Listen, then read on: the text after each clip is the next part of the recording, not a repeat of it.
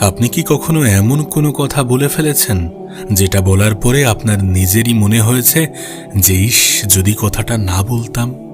কখনো কি এমন হয়েছে কেউ আপনাকে অপমান করেছে আর আপনি সঙ্গে সঙ্গে রেগে গিয়ে এমন কোনো উত্তর দিয়েছেন যেটা দেওয়ার পরে আপনার নিজেরই মনে হয়েছে যে ইস, যদি না বলতাম? কখনো কি কাউকে মেসেজ করার সিদ্ধান্ত না নিয়েও তাকে রাতের বেলা দুর্বল হয়ে মেসেজ করে ফেলেছেন? কখনো কি ঠিক করেছেন আজ থেকে আমি বদলে যাব, কিন্তু কয়েক ঘন্টা পর আবার সেই পুরনো অভ্যাসে ফিরে গেছেন? যদি এগুলোর কোনো একটা আপনার জীবনের সাথে মিলে যায়, তাহলে আজকের ভিডিওটা আপনার জন্য। কারণ আপনার সবচেয়ে বড় সমস্যা আপনার ভাগ্য নয়, আপনার সবচেয়ে বড় সমস্যা আপনার আশেপাশের মানুষ নয়, আপনার সবচেয়ে বড় সমস্যা হতে পারে আপনার নিজের মন। হ্যাঁ, আপনার নিজের মন। আপনার মন যদি আপনার নিয়ন্ত্রণে থাকে, তাহলে আপনি কঠিন পরিস্থিতিতেও শান্ত থাকতে পারবেন। মানুষ আপনাকে উস্কানি দেবে, আপনি শান্ত থাকবেন। কেউ আপনাকে অবহেলা করবে, আপনি নিজের মূল্য ভুলবেন না। কেউ আপনাকে অপমান করবে, আপনি নিজের ব্যক্তিত্ব হারাবেন না। কেউ আপনাকে ছেড়ে চলে যাবে, আপনি ভেঙে পড়বেন না। তার কারণ তখন আপনি বুঝে যাবেন যে আমার অনুভূতি আমি অনুভব করব, কিন্তু আমার অনুভূতি আমার সিদ্ধান্ত নেবে না। আর এটাই আসল শক্তি। দেখুন, পাওয়ারফুল হওয়া মানে কাউকে ভয় দেখানো নয়, পাওয়ারফুল হওয়া মানে কাউকে হারিয়ে দেয়া নয়, পাওয়ারফুল হওয়া মানে নিজের মনকে নিয়ন্ত্রণ করতে পারা। আজ এই ভিডিওতে আমরা এমন কিছু ফিজিওলজিক্যাল প্রিন্সিপাল নিয়ে কথা বলবো যেগুলো আপনার চিন্তাভাবনা, আপনার রাগ, আপনার আবেগ, আপনার সম্পর্ক, আপনার সিদ্ধান্ত নেওয়ার ক্ষমতাকে সম্পূর্ণ নতুনভাবে দেখতে সাহায্য করবে। তাই ভিডিওটা শেষ পর্যন্ত দেখুন, কারণ শেষের দিকে আপনাকে এমন একটা মাইন্ড কন্ট্রোল রুল দেব যেটা আপনি প্রতিদিন ব্যবহার করলে আপনার আচরণে ধীরে ধীরে একটা বড় পরিবর্তন আসবে। তো চলুন শুরু করা যাক। প্রথম টপিক হচ্ছে, যে নিজেকে নিয়ন্ত্রণ করতে পারে সেই আসল শক্তিশালী। দেখুন, প্রথমে একটা বিষয় বুঝে নিন। আপনি যদি আপনার রাগকে নিয়ন্ত্রণ করতে না পারেন, তাহলে আপনার রাগ আপনাকে নিয়ন্ত্রণ করছে। আপনি যদি আপনার ভয়কে নিয়ন্ত্রণ করতে না পারেন, তাহলে আপনার ভয় আপনার সিদ্ধান্ত নিচ্ছে। আপনি যদি নিজের লোভকে নিয়ন্ত্রণ করতে না পারেন, তাহলে আপনার লোভ আপনার ভবিষ্যৎ ঠিক করছে। আর আপনি যদি অন্য মানুষের আচরণের উপরে নিজের মুড নির্ভর করান, তাহলে আপনি আপনার জীবনের রিমোট কন্ট্রোল অন্য মানুষের হাতে দিয়ে দিয়েছেন। ভাবুন, কেউ আপনাকে একটা কথা বলল, আপনার মাথায় সঙ্গে সঙ্গে রাগ চলে এলো। আপনি উত্তর দিলেন, তারপর ঝগড়া হলো, তারপর সারা দিন আপনার মাথায় সেই ঘটনাটা ঘুরতে থাকলো। এখানে আসলে কি হলো? লোকটা আপনাকে একটা কথা বলেছিল মাত্র, কিন্তু তার পরের কয়েক ঘন্টা আপনি নিজেই তাকে দিয়ে আপনার মাথার ভিতরে জায়গা করে দিলেন। এটাই ইমোশনাল কন্ট্রোলের অভাব। একজন শক্তিশালী মানুষও রাগ অনুভব করে, কিন্তু সে রাগের সঙ্গে সঙ্গেই অ্যাকশন নেয় না। সে নিজেকে বলে, আমি রাগ করেছি, কিন্তু এখনই সিদ্ধান্ত নেওয়ার কোনো দরকার নেই। এই ছোট্ট বিরতিটাই অনেক বড় শক্তি। তার কারণ reaction is automatic, response is a choice. প্রতিক্রিয়া অনেক সময় স্বয়ংক্রিয়, কিন্তু উত্তর দেয়াটা এটা আপনার সিদ্ধান্ত। আর যে মানুষ নিজের রিয়াকশনের মাঝে একটা ছোট্ট পজ তৈরি করতে পারে, সে ধীরে ধীরে নিজের জীবনটাকে নিজের হাতে নিতে শুরু করে। দ্বিতীয় বিষয় হচ্ছে পজ পাওয়ার, মানে সঙ্গে সঙ্গে উত্তর দেবে না। দেখুন, আপনার জীবনের অনেক বড় সমস্যা তৈরি হয় মাত্র কয়েক সেকেন্ডের জন্য। কেউ আপনাকে অপমান করলো, আপনি সঙ্গে সঙ্গে উত্তর দিলেন। কেউ আপনাকে মেসেজের রিপ্লাই দিল না, আপনি সঙ্গে সঙ্গে ধরেই নিলেন যে ও আমাকে ইগনোর করছে। কেউ আপনার কাজের সমালোচনা করলো, আপনি সঙ্গে সঙ্গে ভাবলেন যে ও আমাকে ছোট করছে। এই সঙ্গে সঙ্গে ব্যাপারটাই অনেক সময় আমাদেরকে দুর্বল করে দেয়। তাই একটা নিয়ম মনে রাখুন, যখন আবেগ তীব্র হবে তখন সিদ্ধান্ত ধীর করুন। রাগের সময় মেসেজ পাঠাবেন না, অতিরিক্ত উত্তেজিত অবস্থায় বড় সিদ্ধান্ত নেবেন না। নিজেকে কয়েকটা মিনিট সময় দিন, কখনো কখনো কয়েক ঘন্টা, প্রয়োজনে কয়েক দিন। কারণ আপনি যখন শান্ত হন, তখন একই পরিস্থিতি সম্পূর্ণ অন্যরকম মনে হতে পারে।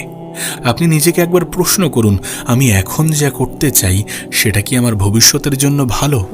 এই একটা প্রশ্নই আপনাকে অনেক ভুল সিদ্ধান্ত থেকে বাঁচাবে। তৃতীয় বিষয় হচ্ছে, মানুষ যা করে তার সবকিছু আপনার বিরুদ্ধে নয়। আমাদের মন একটা অদ্ভুত কাজ করে।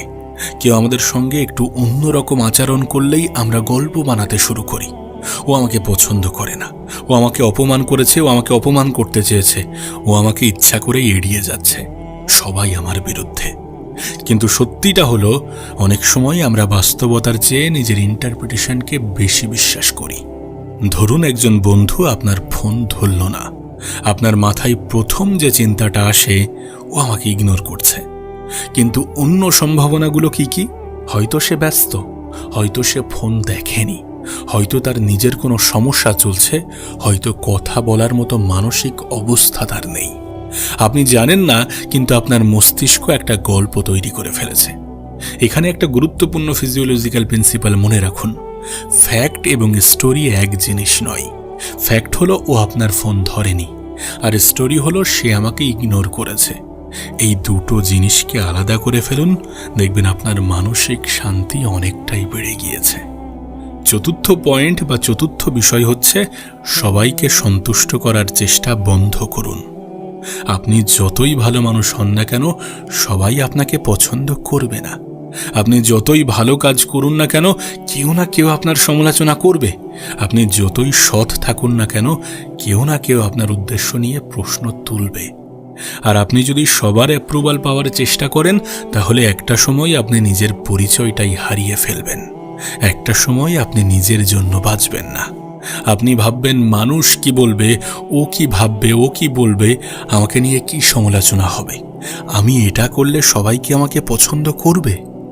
কিন্তু একটা প্রশ্ন করুন, সবাইকে খুশি করতে গিয়ে আমি কি নিজেকেই অখুশি করে ফেলেছি? মনে রাখবেন, আপনার কাজ সবার অ্যাপ্রুভাল পাওয়া নয়, বরং আপনার কাজ হলো নিজের ভ্যালু অনুযায়ী নিজের জীবন তৈরি করা।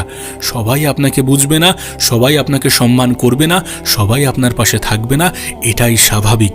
আর এটাকে যত দ্রুত বুঝে যাবেন, ততই আপনার জন্য ভালো।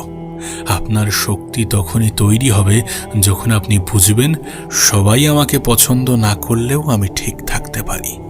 পঞ্চম বিষয় হচ্ছে নীরবতার শক্তি। দেখুন, সব প্রশ্নের উত্তর দিতে হয় না, সব অপমানের জবাব দিতে হয় না, সব আর্গুমেন্ট জিততে হয় না, সব মানুষকে নিজের পয়েন্ট অফ ভিউ বোঝাতে হয় না। অনেক সময় আপনার সবচেয়ে বড় শক্তি হলো আপনার সাইলেন্স। কারণ আপনি যখন প্রতিটি কথার উত্তর দিতে শুরু করেন, তখন আপনি অন্য মানুষের হাতে আপনার ইমোশনাল এনার্জি তুলে দিয়ে থাকেন। কেউ আপনাকে ছোট বড় কথা বলল আর আপনি রেগে গেলেন, কে জিতল? কেউ আপনাকে তর্কে ঠেলে দিল আর আপনি ঘন্টার পর ঘন্টা আর্গুমেন্ট করলেন, ক্লান্ত হলেন আপনি, কিন্তু সে কিছুই হারালো না। তাই আপনি নিজের কাছে নিজেই প্রশ্ন করুন, যেই কথোপকথনটা কি আমার শান্তির চেয়েও বেশি গুরুত্বপূর্ণ? যদি উত্তর না হয়, তাহলে চলে আসুন। সব যুদ্ধ জেতার দরকার নেই, কিছু যুদ্ধ এড়িয়ে যাওয়াটাই সবথেকে বুদ্ধিমানের কাজ। 6 নম্বর বিষয় হচ্ছে ইমোশনাল ডিট্যাচমেন্ট। অনুভূতি থাকবে কিন্তু আসক্তি নয়। ইমোশনাল ডিট্যাচমেন্ট মানে অনুভূতিহীন হয়ে যাওয়া নয়। এটার মানে হলো, আপনি কাউকে ভালোবাসবেন কিন্তু নিজের অস্তিত্ব হারাবেন না। আপনি কাউকে সম্মান করবেন কিন্তু তার অ্যাপ্রুভালের জন্য ভিক্ষা করবেন না। আপনি কাউকে মিস করবেন কিন্তু নিজের জীবন থামিয়ে রাখবেন না। আপনি কাউকে হারালে কষ্ট পাবেন কিন্তু নিজের ভবিষ্যৎ ধ্বংস করবেন না। কারণ একটা কঠিন সত্য হলো, মানুষ পরিবর্তিত হয়, সম্পর্ক পরিবর্তিত হয়, পরিস্থিতি পরিবর্তিত হয়, কিন্তু আপনার নিজের সঙ্গে আপনার সম্পর্কটাই সবথেকে দীর্ঘ সম্পর্ক। তাই নিজের সঙ্গে এমন সম্পর্ক তৈরি করুন, যেখানে আপনি একা থাকলেও নিজেকে অসম্পূর্ণ মনে করবেন না। 7 নম্বর বিষয় হচ্ছে নো রেসপন্স। সবসময় দুর্বলতা নয়। অনেক মানুষ ভাবে যে আমি উত্তর না দিলে মানুষ আমাকে দুর্বল ভাববে, কিন্তু সবসময় তা নয়। কখনো কখনো উত্তর না দেয়া মানে আমি এই বিষয়ে আমার মানসিক শক্তি নষ্ট করতে চাই না। কেউ আপনাকে উত্তেজিত করার চেষ্টা করছে, আপনি ইগনোর করুন। কেউ বারবার আপনার অ্যাটেনশন চাইছে, সবসময় দিতে হবে না। কেউ আপনার শান্তি নষ্ট করছে, ডিস্টেন্স তৈরি করুন। মনে রাখবেন, সবাই আপনার সময় পাওয়ার যোগ্য নয়, সবাই আপনার এনার্জি পাওয়ার যোগ্য নয়, সবাই আপনার অ্যাটেনশন পাওয়ার যোগ্য নয়। আপনার সময় সীমিত, আপনার মন সীমিত, আপনার শক্তি সীমিত। তাই কোথায় এগুলো ব্যবহার করবেন, সেটা আপনাকেই ঠিক করতে হবে। 8 নম্বর বিষয় হলো নিজের মনকে প্রশ্ন করতে শেখান। আপনার মাথায় কোনো চিন্তা এলে সেটাকে সত্যি ধরে নেবেন না। ধরুন আপনার মনে হলো আমি পারবো না, সঙ্গে সঙ্গে নিজেকে প্রশ্ন করুন, কেন পারবো না? আমি কি সত্যি পারবো না, নাকি শুধু ভয় পাচ্ছি? আর একটা চিন্তা এলো, মনে হলো সব শেষ। নিজেকে প্রশ্ন করুন, সত্যি কি সব শেষ, নাকি এখন পরিস্থিতি খারাপ? আর একটা চিন্তা এলো, মনে হলো কেউ আমাকে ভালোবাসে না। নিজেকে প্রশ্ন করুন, এটা কি সত্যি, নাকি এই মুহূর্তে আমি একা অনুভব করছি? এভাবেই নিজের চিন্তাকে চ্যালেঞ্জ করুন, কারণ আপনার মাথায় যে চিন্তাটা আসে সেটা সবসময় সত্যি নয়। আপনি একটা চিন্তা করেছেন মানেই সেটা বাস্তব নয়। 9 নম্বর বিষয় হচ্ছে, নিজের আবেগের একটা নাম দিন। তখন নিজেকে শুধু বলবেন না যে আমার খারাপ লাগছে, বরং নির্দিষ্ট করে বলুন, আমি এখন রাগ করছি, আমি প্রত্যাখ্যান বোধ করছি, আমি ভয় পাচ্ছি, আমি অপমানিত বোধ করছি, আমি ইনসিকিউর অনুভব করছি। এইভাবে ইমোশনের নাম দিয়ে আপনি ইমোশন থেকে একটু দূরত্ব তৈরি করতে পারেন। আপনি আর শুধু ইমোশনের মধ্যে ডুবে থাকেন না, আপনি ইমোশনকে অবজার্ভ করতে শুরু করেন। আর এখানেই আসে সেলফ কন্ট্রোল। নিজেকে বলুন, আমি রাগ অনুভব করছি, কিন্তু আমি রাগ নই। এই পার্থক্যটা খুব গুরুত্বপূর্ণ। আপনি আপনার ইমোশন নন, বরং আপনি সেই ব্যক্তি যে ইমোশনকে অবজার্ভ করতে পারে। 10 নম্বর বিষয় হচ্ছে ডোপামিন এবং ইনস্ট্যান্ট প্লেজারের ফাঁদ। দেখুন, আজকের পৃথিবী আপনার মনোযোগের জন্য যুদ্ধ করছে। Short video, notification, social media, like, comment, message, আপনার মস্তিষ্ক বারবার ইনস্ট্যান্ট রিওয়ার্ড চাইছে। এর ফলে ধীরে ধীরে আপনি এমন একটা জায়গায়, এমন একটা অবস্থানে চলে যেতে পারেন যেখানে দীর্ঘ সময় আপনাকে কোনো কাজে মন দিতে ভালো লাগে না। সবসময় ফোন ঘাঁটতে ইচ্ছা করে, কাজ কঠিন হলেই অন্য কিছু করতে ইচ্ছা করে। কিন্তু জীবনের বড় ফলাফল আসে ইনস্ট্যান্ট প্লেজার থেকে নয়, বরং ডিলেড গ্র্যাটিফিকেশন থেকে।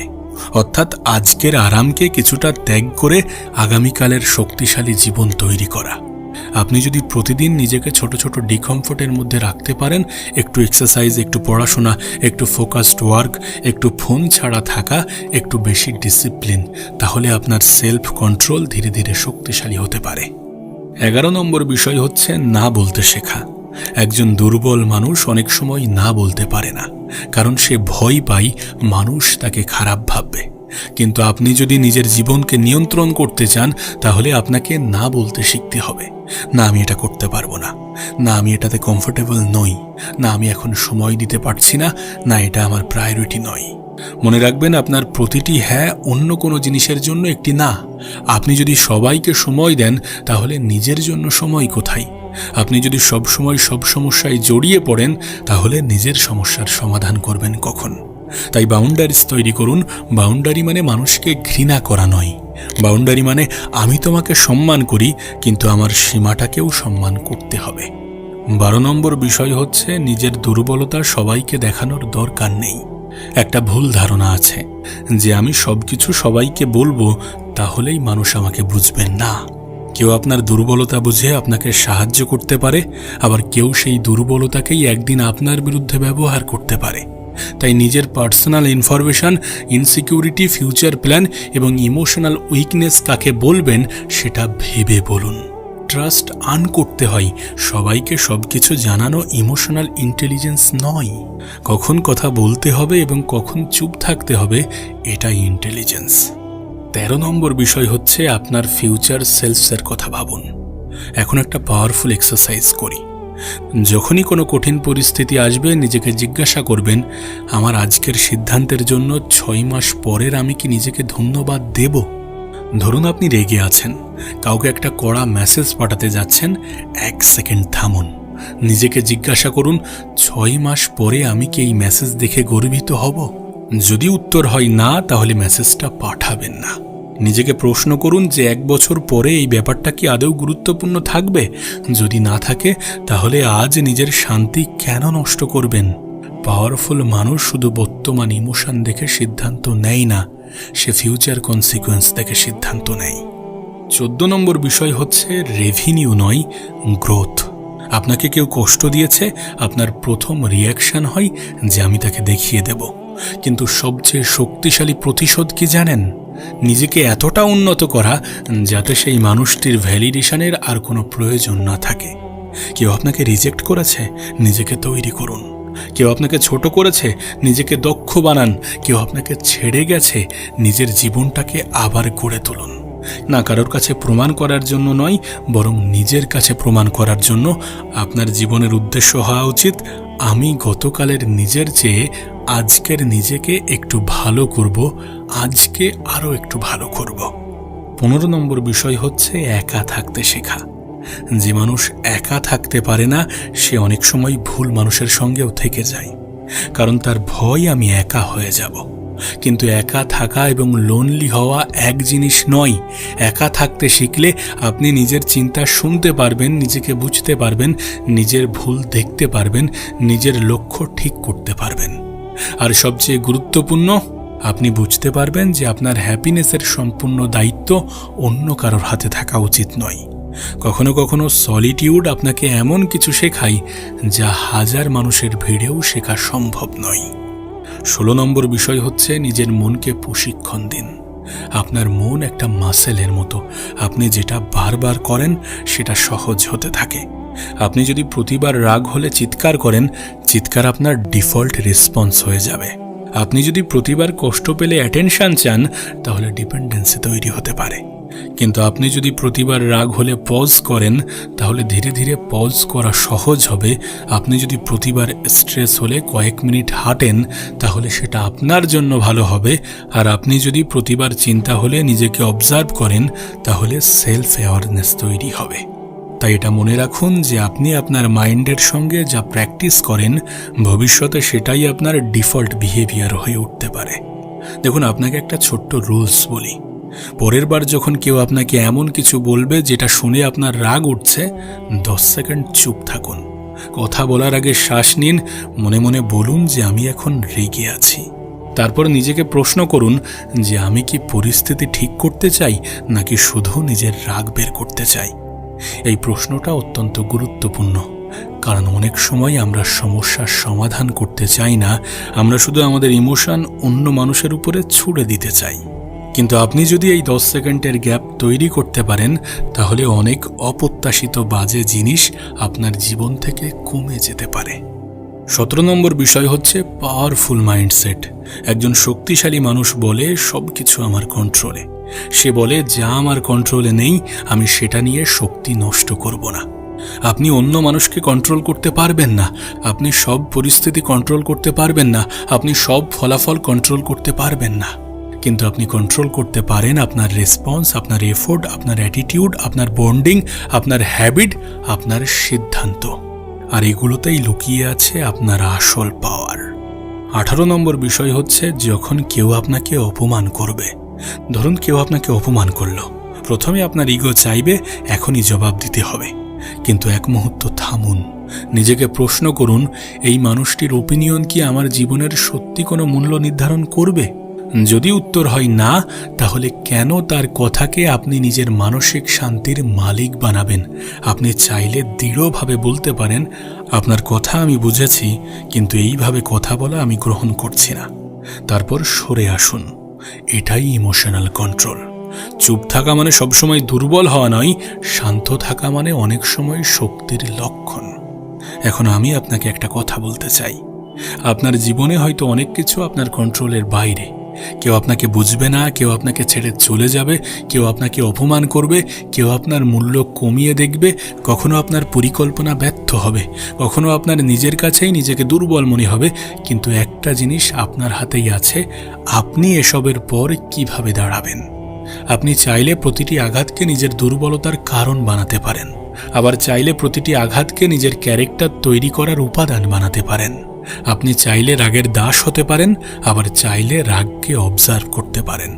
আপনি চাইলে অন্য মানুষের অ্যাপ্রুভালের জন্য সারা জীবন দৌড়াতে পারেন, আবার চাইলে নিজের মূল্য নিজেই বুঝতে পারেন।